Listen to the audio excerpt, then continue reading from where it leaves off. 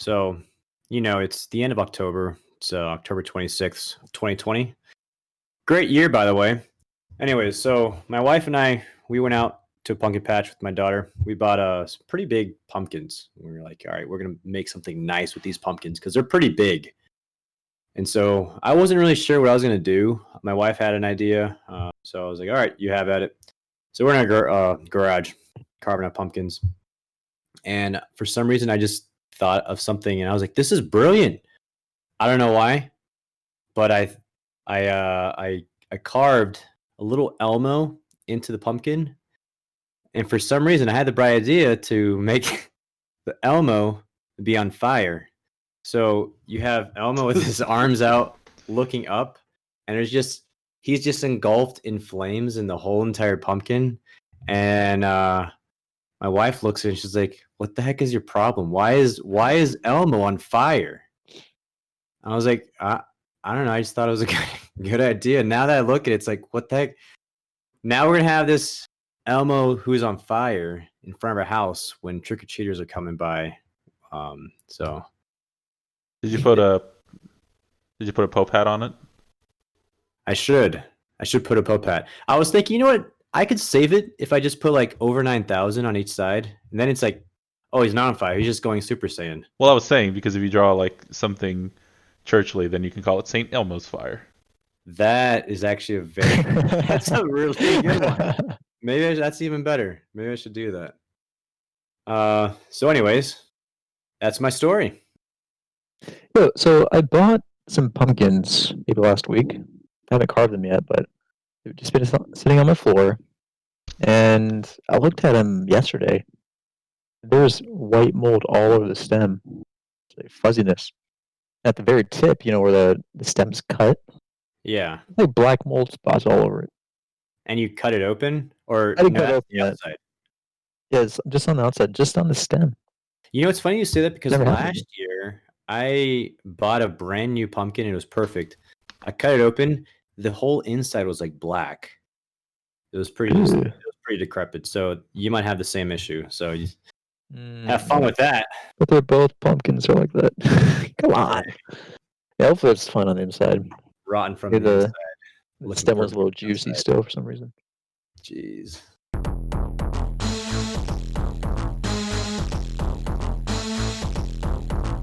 All right, well, thank you for tuning in. This is Uncommon Drops. We're a podcast that talks about video games, cinema, and all things nerdy. I'm your host, Richie. I'm here with my great friends, Chris and Matt. All right, guys, let's get down to the nitty-gritty. So, Chris, what have you been up to this week? So, I've been playing a lot of Yakuza Kiwami. This is actually the first time I've ever played a Yakuza game, so I was never really sure about it, so I thought I'd give it a try. And Yakuza Kiwami, for those who aren't familiar, is the remake of the very first Yakuza game. So, this might become one of my favorite series, because it is so much fun. It's like, the easiest way to describe it is like a Yakuza version of GTA. So like GTA in Japan, but with more of a beat 'em up concept, as opposed to a the typical GTA shooting and awkward punches. So it's they strike a really good balance between seriousness, because it's the Yakuza, they're no joke, versus just silly, stupid. And I think they do a better job at that than GTA, because GTA sometimes just feels really awkward. And Yakuza, it feels so natural in how they do that. And like, there's so many side quests you can do. The town you're walking in is just full of life and so detailed. Probably because it's a remake that recently released. That's what I was going to ask. Is it linear or is it more so open world? It is a open world linear. Oh, okay. So you have this city block. Not a block. It's a pretty big area, but it's a cutout of the city. And the main story takes you in different parts of that city. But there's so many side quests you can go down, and I'm sure there's like 200 side quests you can actually complete because it's a huge list. Oh, that's But yeah, pretty- the story itself is a linear game or a linear story. There is a fleshed out story that you follow. Yeah, I've been spending hours just doing some side quests because they're actually really fun. There's a lot of attention to detail and a lot of pop culture references from oh wow. when this game released, which was in 2005, 2006, I think. Oh, so it's actually pretty old. Did it still hold up to I guess games nowadays? Oh yeah, definitely. Oh, Like there's nice. still some older concepts like a boss to be really hard and have a ridiculous amount of health. In this game, I think the worst part of this game is the bosses because they take forever to kill, and they can be unforgiving if you don't have recovery items. Um, but first the graphics, they fleshed everything out. It looks like a modern day game. It looks really good. Jeez, that's pretty cool. The combat can be a little awkward, but it's still pretty solid. I haven't played the original, so I don't know how it compares, if they completely revamped it or if it's the same mechanics. But the combat's actually really cool. Lots of cool, stylish finishers. There's like 4 different modes of combat or styles of combat you can switch around between, and a pretty intense skill tree system. So I'm having a lot of fun with it. I will say one thing though: the pop culture references are from Japan, so a lot of things might kind of go over your head if you haven't been in Japan during that specific time. So like, do you I was there. do you have an example of what that would be like? Yeah, so there's a game in Japan that was really popular back in that time, called Mushi King, which is Bug King. It's a arcade game that was basically rock, paper, scissors. You battle these cards. They swipe into the machine, and it inputs that specific beetle into the game. And these 3D animated beetles, like a stag beetle, rhinoceros beetle, do these crazy moves like suplex, spinning in the air and slamming the other beetle into the ground. Jeez. And little kids, collected those cards, get moves, and it was beyond that. It was basically a rock paper scissors game. So they have a in this world, it's called Mesu King, not Mushi King. Mesu means female. So we have these very lewd bikini girls, with, like rhinoceros, like beetle hats and stag beetle, What? and they're like wrestling on screen and doing their moves. It's like a very lewd take on that game, and the game is very like self-aware, so they know it's ridiculous. And yeah, like that reference you would not know unless you're familiar with that original game. So when I saw it, it was hilarious. That Now, original was this a game. game you constantly played growing up? Were you obsessed with it? No, it was a 2006 when this came out, so I was around middle school, high school. So I mean, I played it every now and then, just for funsies, but I never really got into it too much. Be honest, you're probably obsessed with it. You just didn't tell anyone. I had stacks of those cards in my room. Just stacks and stacks and stacks. Stacks on stacks. On stacks. That does seem like a pretty cool game. I did see it on Game Pass. It's on Game Pass, right? Did I see It is. that right? Kiwami I'd have to try it 1 out. and 2 are on there for Yeah. sure. I think 0 might be on there. Okay. Is it a And prequel? I noticed there's gonna be a new one pretty soon. In a couple of weeks, right? Like a Dragon, I think. That actually looked a lot of fun. So if it's anything like that, definitely gonna try that out. Nothing like that. Like a Dragon is a turn-based RPG, I believe, while the other games are all beat 'em ups. Are you Yeah. kidding me? Turn based? Something like that, yeah. Well, never mind then. Just kidding. I'll also have to try it out. I like turn-based RPGs sometimes. But all right, cool. That sounds like a really cool game. We'll have to try that out. All right, Matt. Anything new with you? Yeah, I've been spending the last week, and actually probably most of this last week, playing one game particularly, and that is Hades, which is the new game by Supergiant Games. And if you guys have ever played Bastion, Transistor, or Pyre, this is the type of quality work you're going to be getting out of Hades. But I feel like Hades combines the best of all those games and turns it into the perfect package. So essentially what it is, it's a roguelite dungeon crawler where you're playing as the son of Hades and you're trying to escape from the depths of Hades to get back onto Earth, or to go to Earth. And it's unclear. I feel like there's something. Let me take that step back. You're trying to escape from Hades because you don't want to be there anymore, and you're trying to get to Earth. The thing is that your dad doesn't want you to leave, so he's throwing all of his minions and people at you. And so you're fighting through, and then when you die, you just kind of go back to the beginning of Hades, and then you would, it's a roguelite, so you collect things along the way, upgrade your weapons and stuff like that. And it's the perfect speed, and it's been so hard for me to find a game that I really like the speed of. It's kind of like a top-down Dead Cells, but slightly faster, because I'm constantly dashing and whipping around through enemies. Oh, I didn't realize it was a. I can hear myself. You can hear yourself now? Yeah, I could for a second. I think It's good you're now. fine. Yeah, you're good. Yeah, so I thought it was a turn-based game or something like that. I didn't realize it was a whip around like Dead Cells type of game. Yeah, no, it's super fast combat. And then you have your wow. options of using weapons like sword, shield, fist, bow, gun. Spear, if I didn't Okay. say it. And then where the complexity of the game comes through is that as you're escaping hell, the gods are sending you boons or gifts that boost their weapons, right? So I could start with a sword, but then let's say I find a Zeus boon, and then I can choose from one of three to either give and it's RNG picked. So I can get something that's like, oh, now my attacks also shoot lightning, or my special attack Hmm. now gives lightning, or if I get hit, I give off lightning, right? So you have Zeus does lightning attacks, Athena does protection type stuff, Poseidon does knockback with water, a bunch of different gods.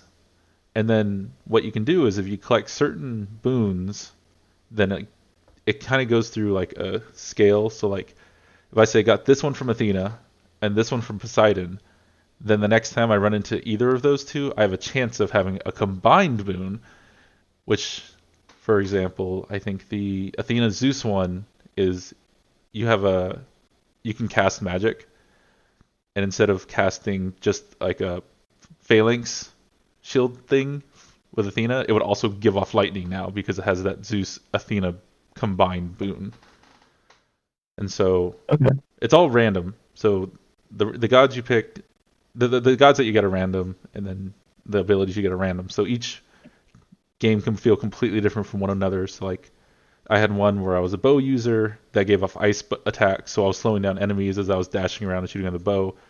But then this last one I was using the shield, and I had a bunch of Poseidon boons on, and so I was getting bonus damage for knocking enemies into walls, and so my entire focus was on trying to smash enemies into the wall. But yeah, I've probably put 30 to 40 hours in this game so far this week. And That sounds Yeah. pretty I think this is my game of the year. It's Are you serious? It's so good. It feels so perfect. I'd even mention the story stuff. The story in here is actually super interesting. So every time you die, you restart at the beginning, and there are people that live in Hades' house that you can talk to, and then you also talk to the gods a little bit, and you're just listening to conversations they have, or your character's talking to them. But they recorded so many lines of dialogue that it's going to be hard for you to ever hear a duplicated piece of dialogue. And then Jeez. as you talk to the characters, their stories will also progress. So like, for example, one character is the court musician, but because they don't have their muse, they don't want to play music. And as you talk to him, and then you later find his muse, you're kind of talking through both those characters to each other in a way, and you're also like trying to see if you can help them get back together as you're kind of listening to their stories. But their story progresses. You kind of have to talk to both of them, and I assume that at some point there will be a point to talking to all these characters, so I just talk to all of them. But I'm actually super excited when I die because I know that I get to go see new dialogue from all these characters in the world. It's pretty cool. I will say the artwork in this game is pretty nice. Like it's pretty cool looking. It's very beautiful. Yeah, I'm just looking at that. It's a like- gorgeous game. Yeah, Very it's like stylistic. comic booky, stylistic. Yeah. So is the story similar to Devil May Cry, to where like it's Hades' son, he doesn't like him, and he's just trying to get away from him essentially, or overthrow him? Or how does it work? Okay, so the story is actually like kind of a dry humor, funny kind of story. So like your character has been living in Hades with his dad, Hades, and he's essentially a pencil pusher, and then he just gets fed up with it one day, and then he starts acquiring like people close to him start giving him the ability to like they encourage him to escape to the surface, and then you later find out who your mom is, and now you're trying to escape to find her and stuff like that. But then like you come back every time you revive, right? You start back over in Hades' house, and like every time you talk to Hades, he'll just give you shit like, "Oh, you're back kind of quickly this time," and then you're like, "Oh, well, I will get out of here one day." And he's like, "Oh, well, I'll be right here, waiting for you to come back every time you die," and that's kind of the vibe that they're going off of. Oh wow. It's very unique, honestly. Yeah, I'm still working through it. I got to the last boss a few times. I think I can consistently get to either the second to the last boss or the last boss. So now I'm trying to work on that. I actually got to the last boss a bunch of times and almost beat him, but I got a little bit too cocky and I thought I had enough lives to survive the rest of the fight, so I just went in and I did not. So is the journey to the last boss pretty short? Since you've been there multiple times? So right now, I think my average run is 30 to 36 minutes from the start to the end. But then, yeah, you get enough. Okay. You get power-ups and stuff like that. You boost your character every time you go back to the Hades using collectibles you find. And so you get faster just because you're just getting stronger, and then you're understanding the combinations better. And So you get power-ups that you keep? so you collect things and you go back to the world, and you can either build things around. So you can purchase with some of the in-game currency the ability to have some of the rooms replaced. Instead of monsters, you would just have like a fountain that would cure your health. Or there is a leveling up system where it's like, oh well, every point you put into this, you'll get extra damage against hitting enemies from behind, or you'll get an extra life. You have a higher percentage to get rare or legendary boons from the gods. And so you're doing all of that. And then there's also a weapon leveling system, which I don't quite understand yet because I've ran out of things I can give it. And so I don't know how to give more stuff to power up the weapons. Because there's a bunch of different things that you buy. And I think the end game, it's like you're using all these like really crappy materials to build better materials and then trading those better materials in for the things you're unlocking. And so I need like 100 of the crappy materials to build like 5 of the good materials, and I need 2 of those, right, to do a certain thing. So it's got a lot going for it. And as you go through, like there's a log that keeps track of everything you've done, and I think that is really what's pulling me in the game. Is that there's a bunch of things like, oh, collect all of the Athena boons and stuff like that, or collect all the weapon enhancements. And so I've been kind of working to unlock everything as I've been progressing through the game. Okay. You said it was a roguelike, so you do lose your boons, right? Yep, you start over from the beginning with nothing. Oh geez, that's and then pretty hardcore. You pick your weapon at the beginning, but I mean you still have like the power-ups, like the hit 40% from behind type stuff. You keep your power-ups, but then yeah, you collect boons, weapon enhancements, and stuff like that as you progress through the level. Okay. That's cool. I'm gonna have to check that out. Yeah, it definitely is pretty cool. Okay, well, as for me, been traveling a lot, so I haven't been able to play any video games. I have been reading a lot of webcomics. Been reading currently Hardcore Leveling Warrior and The That is not Boxer. what I thought you were going to go off into. Yeah, sorry. Because I've also been playing a mobile game called Soul of Eden. So pretty much three things I was kind of focusing on over the weekend is this new game on mobile called Soul of Eden, and two different webcomics, The Boxer and Hardcore Leveling Warrior. So a little bit of everything.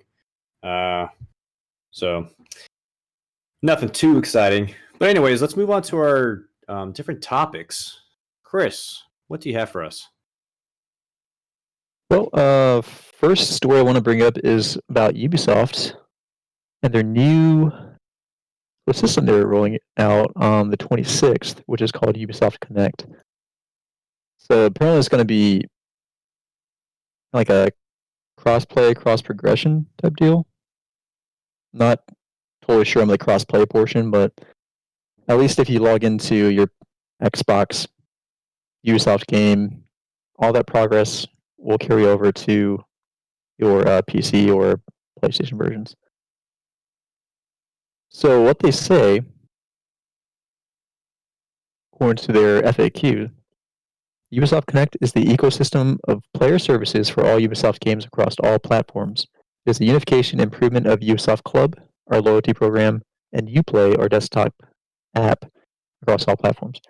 So Ubisoft Club, which you play the game, you gain some points, and you get rewards through that, and their Uplay app is going to merge into this Ubisoft Club. So on the 26th, Ubisoft system is going to be down for maintenance, and on the 27th, when it rolls out, you're going to have this Ubisoft Connect waiting for you on PC. So this is going to apply, this cross-progression, cross-save is going to apply to all future games, I believe, of Ubisoft, and a select few of the older games. So the games that are going to be supporting Ubisoft Connect is going to be Assassin's Creed Odyssey, For Honor, Ghost Recon Breakpoint, Hyperscape, Steep, Rainbow Six Siege, and The Division 2.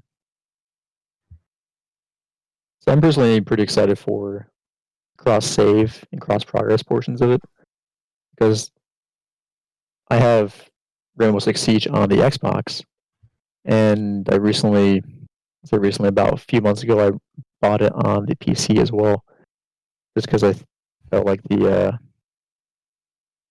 Xbox scene was dying a little bit, and I personally prefer a mouse for FPS.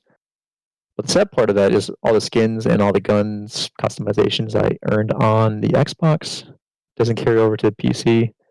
So now, all of my cool skins, all my purchases, will all hopefully roll onto the PC, including my Black Eye skin, which I really care about. What are you guys' thoughts on this? I can see that being insanely important for people. Like what you just said, it's unfortunate that you go from Xbox and then you check out PC and you have a better experience, but all the time you invested in the Xbox doesn't transfer over. So you literally have to start from square one. And even if you're playing like a story game like Watch Dogs, if you're pretty far in the Xbox and you're like, you know what, I want to play in some other system, and you have to restart. Well, with this feature, you don't have to. Like, it's all universal. So that's a really cool feature that they're bringing on, and that's really going to revolutionize gaming for everyone. Matt, do you have any thoughts of this? I was looking through the FAQ to see if there's anything about purchased items as opposed to just in-game stuff. So that's kind of what I was just looking through.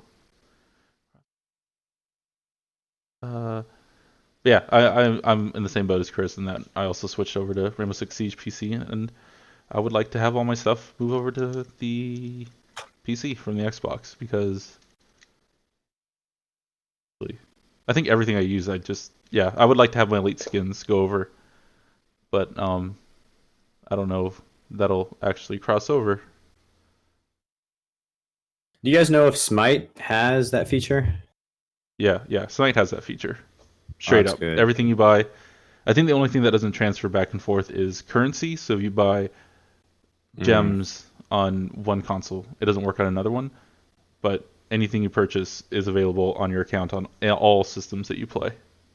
That's good. I believe that's Smite, Paladins, Rogue Company, That's good because I know those games, people are obsessed with different cosmetics and vanity items. I know our group, we've spent easily over $200, like maybe even close to 1,000 in different skins for Smite. It's such a good game. Nothing more than $60. How many years have we been playing it? Like $50 max. Yeah, $50 max. This is one thing that we can never tell the honest truth to our wives how much we've actually spent in Smite, because they would not be happy. They'd be like, "What the heck? Yeah, You $50. spent that much money in a virtual game? Like, you can't. It's not tangible. Yeah. Don't want to get into it. All right. So, anyways, moving on. Hold on. Oh, what were you saying, Matt? I was going to say, I found a community manager posted in the Ubisoft forums that they will be sharing more information at a later date about games that are impacted by purchased items through Ubisoft Connect. So cross your fingers and hope for the best, but it doesn't seem like they haven't said anything specifically about it. So it might be something they roll out for later games, but like maybe the older games they don't necessarily switch over. That is possible. And would be not fun. No, not at all. All right, well, hopefully we get the best out of that. Anyways, moving on. So, Matt, what do you have for us?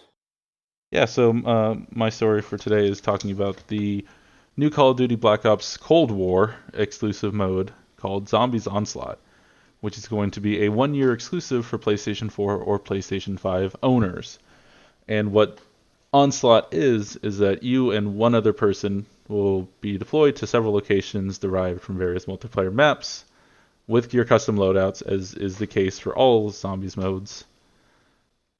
So, if any of you guys played Rush on Call of Duty Black Ops 4, or did the Secret and the last part of the Secret on the Lighthouse level on Black Ops 4, then you'll know exactly what this is, in that there will be a small circle in which you can survive in, and you have to hold off the zombies, and as you play the match, the circle will move, and so you have to stay in the circle while fighting off zombies. Oh, yeah.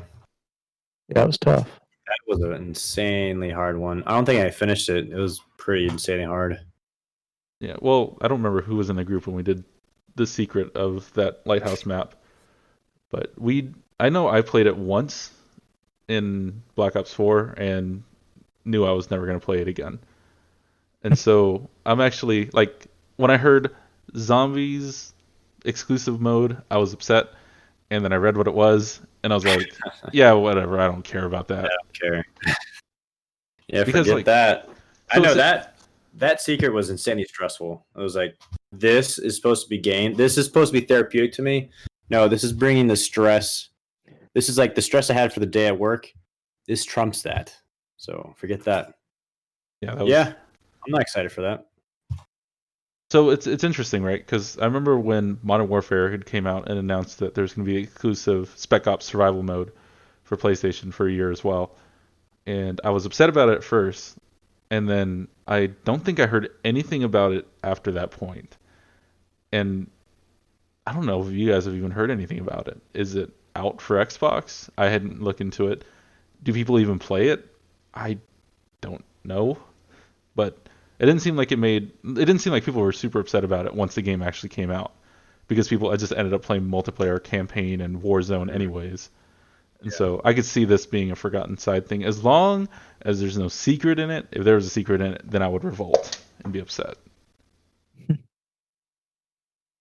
I do got to say one thing about all these, well, it seems like these PlayStation exclusives that are coming out for specific games. To me, it's kind of getting annoying.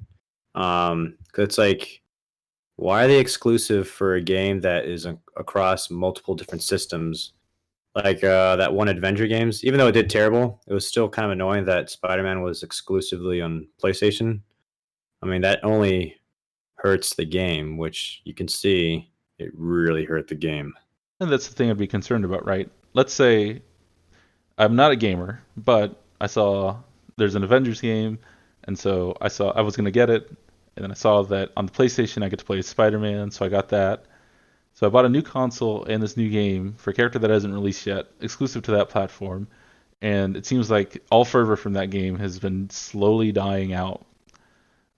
And I mean, how would you feel in that point? I just bought a new console and a game specifically for this character, or hoping to get this character, and the game's going to be kind of nobody's going to be playing it, right? Probably when that Yeah. comes out. It's definitely anti-consumer. I mean, Oh no, yeah. It doesn't make any sense. If you're buying And Black Ops Cold War on any platform but the PlayStation, it's an inferior product because you don't have that one mode for a year. yeah, And so, I mean, I got it on PC anyways because I want the higher refresh rate that I get from my monitor. So, that's why I got it there. But I'm never going to be able to get this onslaught mode.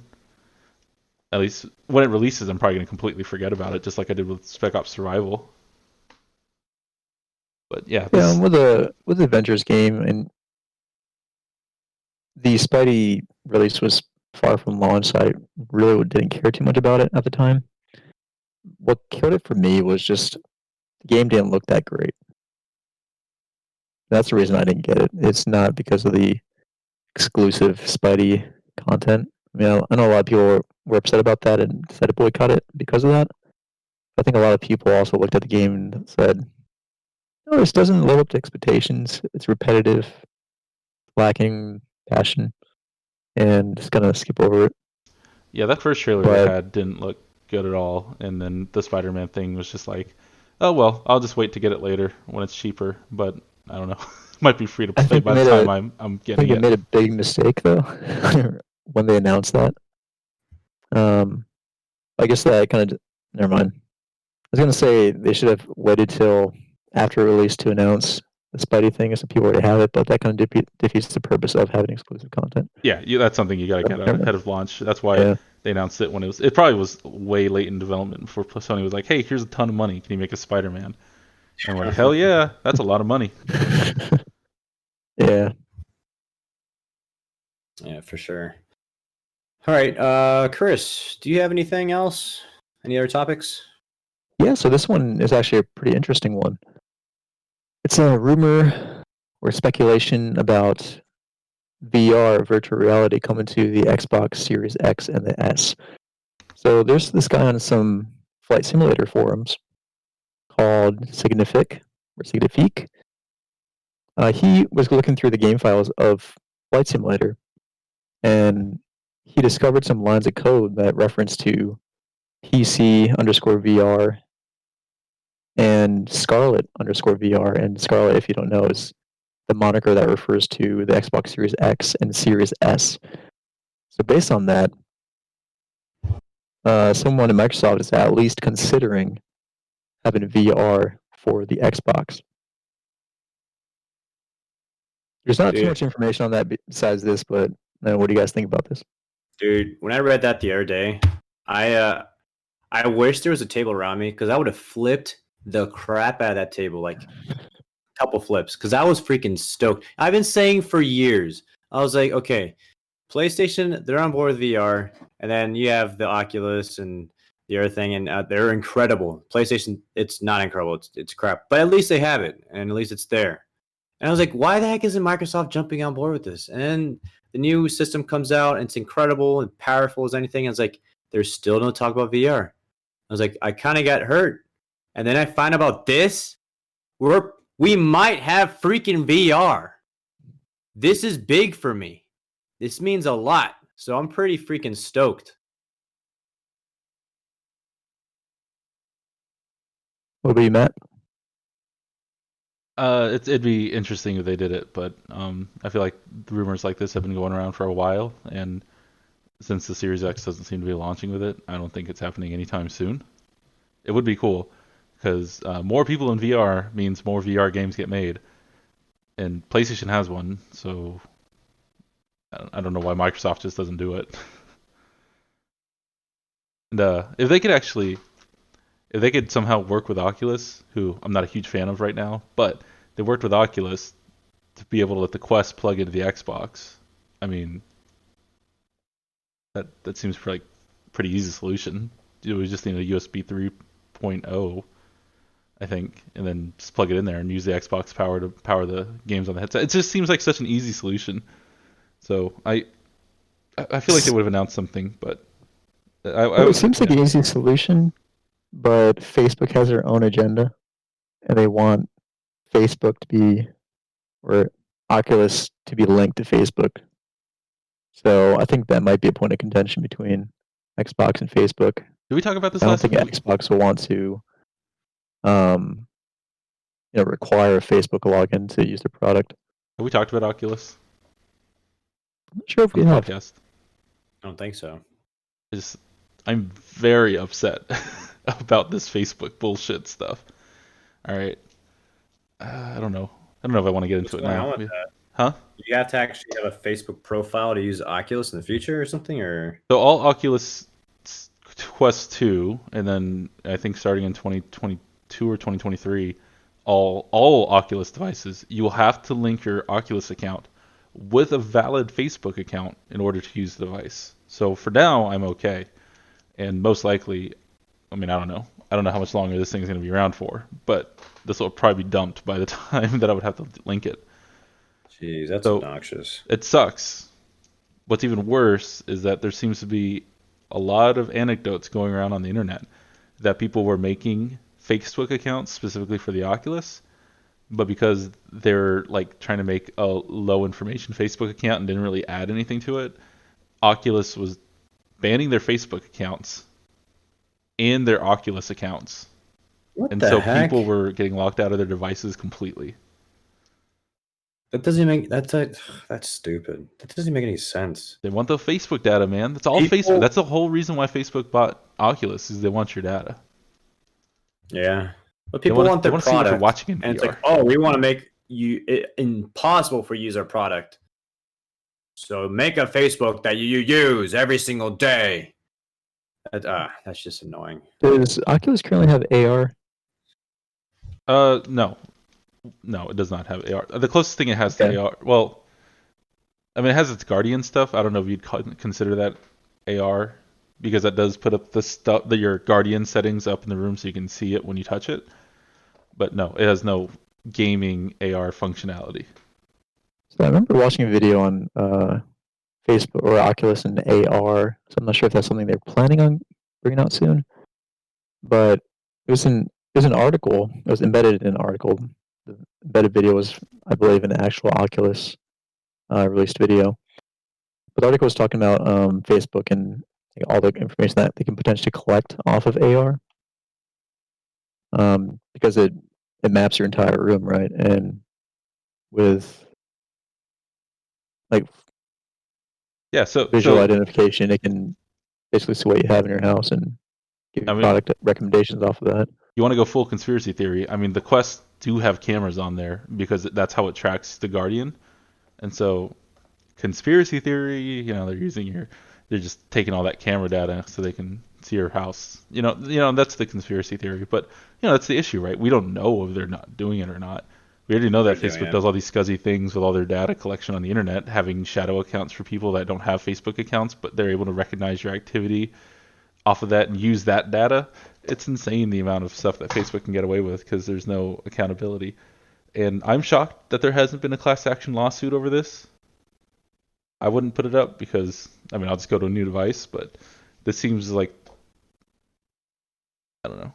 I feel like you shouldn't have to do this, but I don't know. I guess that's why it's a $300 headset that's high quality. It's because they know that you're going to get your Facebook data out of it.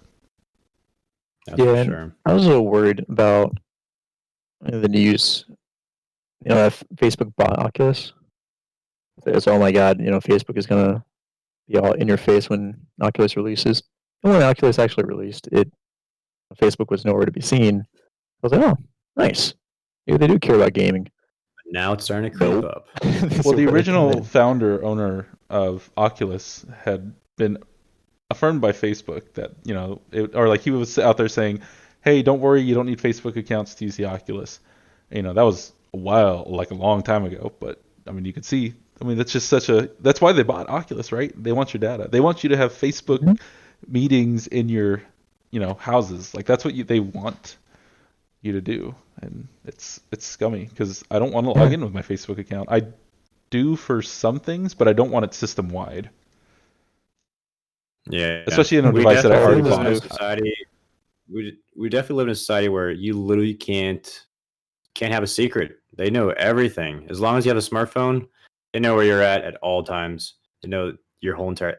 You know what's creepy is once a month I get an email from Google saying, "Hey, this is the history of where you've been in the last month," and it's like, what the heck? You've been telling me you've been It's just I know it tracks me, but it's like, why you have to show me that? It's just creepy. I don't know if you know this, but they store all your sound recording. So when you say "Okay, Google" and ask a question, all that information is stored on your account. You can go back into your account and play them all back. I believe Alexas are like that too. Yeah. So anyway, going back to Xbox VR. Oh, wait, Some conspiracy theories. That'll be a different episode. 1985. So it's interesting because earlier this year, on the 1000th episode of Gamertag Radio, they had Phil Spencer as a guest star, and he's like the vice president of gaming on Microsoft. I think that's his title. But he's like the head Xbox guy, or like the Xbox guy everyone talks about. So they were talking about, or they asked him why Microsoft, isn't going for the VR, and seemed like he was kind of against VR at the moment, or earlier this year. He's talking about how much work goes into it, and they need to focus on what they're currently doing. So it kind of seems like VR is not the focus. But he did say that he hopes VR becomes big, and he can see the potential in VR, and he made it kind of hopeful that VR could come in the future. But given that this interview was earlier this year, I'm not sure if his mind has changed that quickly. So I'm not sure if we should hold our breath for this Microsoft Xbox VR. But hey, could be in the works. Yeah, I mean, you look at their current game plan right now, and they're really pushing into cloud gaming and that type of stuff in Game Pass. Like that seems to be their focus. So they're probably just trying to get the console launched. Because if the Quest technology has shown me anything, is that it wouldn't be that hard to just plug in a fucking device into a PC or probably the Xbox, since that's just a beefy PC, and just run it. Like it wouldn't seem like to me that it would be that hard for them to just be like, hey, get this $200 Microsoft mixed reality headset, plug it into your Xbox, and done. Yeah. But yeah, I know earlier I was talking about how I didn't see it happening for a long time. I was thinking more along the lines of like a PSVR and how that's like a whole system they set up, when you could probably just do the Microsoft mixed reality stuff and just throw that on there and call it a day. Yeah, but if you plug it into a console, it has to be fleshed out. It has to be really easy to hook up and set up and just get ready to go. So they have to design a whole brand new UI to go with the VR headset, and I think unless they're already working on it, it's gonna take a while to fix that, because even something like changing the store UI took a really long time. I mean, I guess that's what this article's about, right? Is that at some point someone was looking at this and potentially working on something. And so maybe they are working on something behind the scenes and they're just not close to announcing it. Maybe they just want to get the lease and just be done. Yeah, because I think it was back in 2017. They 2017. I remember reading somewhere something about 2017 and how Xbox decided not to implement VR or nixed it or something like that. But maybe while that line of code is from early development, maybe as a placeholder for whatever code that could be for the Xbox VR, and was since nixed. So it could just be a remnant code that they didn't clean up. No, yeah, and that's probably more likely than the other possibilities. But it's fun to dream, right? Yeah, fun to dream. Well, hopefully that's not the case. Well, anyways, let's move on to our next topic. Matt, what do you have for us? I completely forgot there was another topic. Yeah, um, so 2K had implemented, I believe, after the game launched, that when you're in the loading screen, it would show you an ad. So, for example, the ads that people were recording were for the Oculus Quest 2 that were unskippable. And so people were upset about this because I believe EA early this year in their UFC game had tried to do the same thing in like pre-fight loading stuff, like, oh, go watch what's the name of that show, The Boys season 2 on Amazon. And people kept seeing that ad and in a game they paid for, and so people were upset about that. Gotta love EA. EA though.